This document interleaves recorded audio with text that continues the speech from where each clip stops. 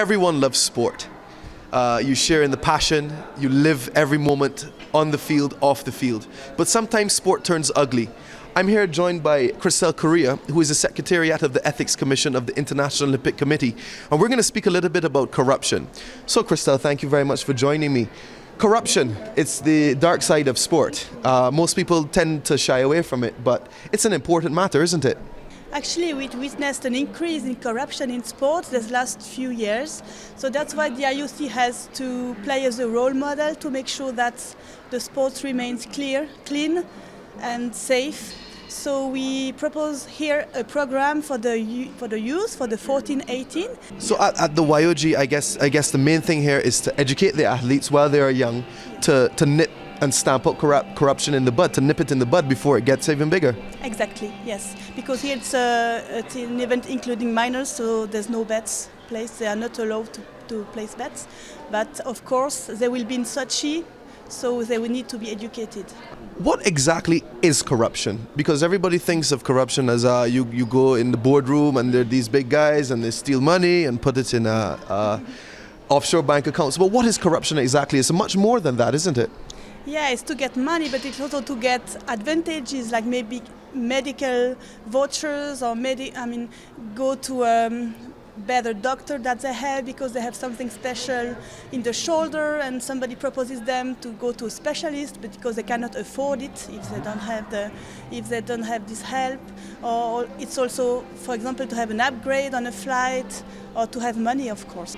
Now, is the Ethics Commission winning the battle against corruption, or is there still a lot of corruption out there?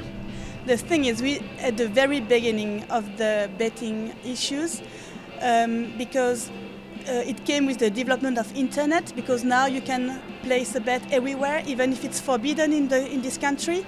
So we're really starting to fight against it, and most of the sport don't feel concerned about this matter yet. But we've monitored the Olympic Games in Vancouver and Beijing, and there were bets on every single sport. So of course not big amount of money if you compare to football or other sports like this, but there are bets, so there's a risk. Speaking about the sport federations, are the sport federations receptive to your programs that you say, we want you to work with us, the IOC, in stamping out corruption? Are they receptive to that? Yes, some of them are, some of them don't feel concerned yet, but we really try to get them to this fight with us. Yes. Absolutely. Oh, fantastic. You heard it there. Corruption 101, trying to stamp it out with Christelle Correa, who is the Ethics Commission Secretariat with the International Olympic Committee.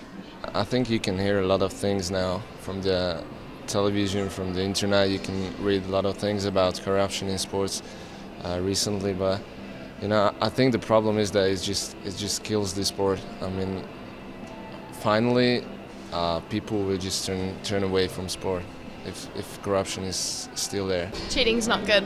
No, it's really important that everyone gets a fair go and does their best.